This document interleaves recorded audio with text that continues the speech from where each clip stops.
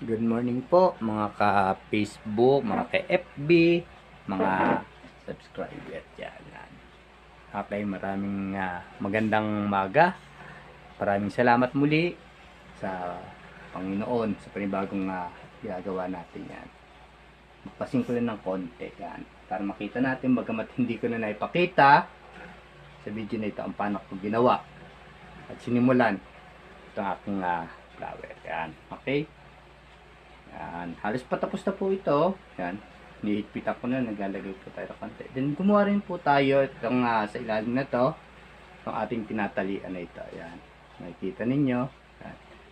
Ito po ay ang flower face niya. Ito pong gagawin natin flower face. Yan. Hindi, sensya na kayo. Yan. Hindi ko na po naipakita mula simula kasi may kahirapan ng kaunti. Yan. Okay. Ito po, yan. Yan. Paggawa po ng design. Sinisira na siya. Yan.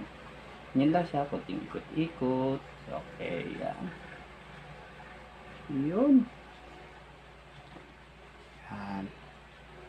Nakikita nyo po itong mga to. Saan pa ito ilalagay. Ito po yung magiging flower base natin.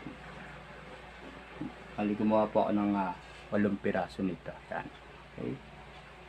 Kung paano po ito ginagawa, kung paano ito ginawa, same din ng pagkakagawa ko po dito. Yan. Yung gumawa rin po ng maliliit na baklak. Ito po ay design. Yan.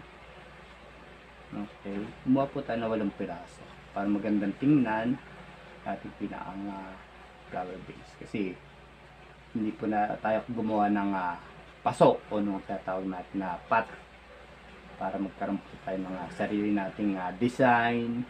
Yan. Ito po yung naisip ko lang. Actually sa aking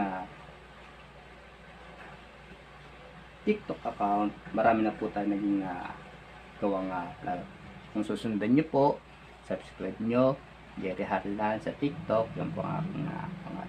Sa Facebook, ganun din Jerry Harlan. Yan. Okay, natin po. Yan po halos magiging design.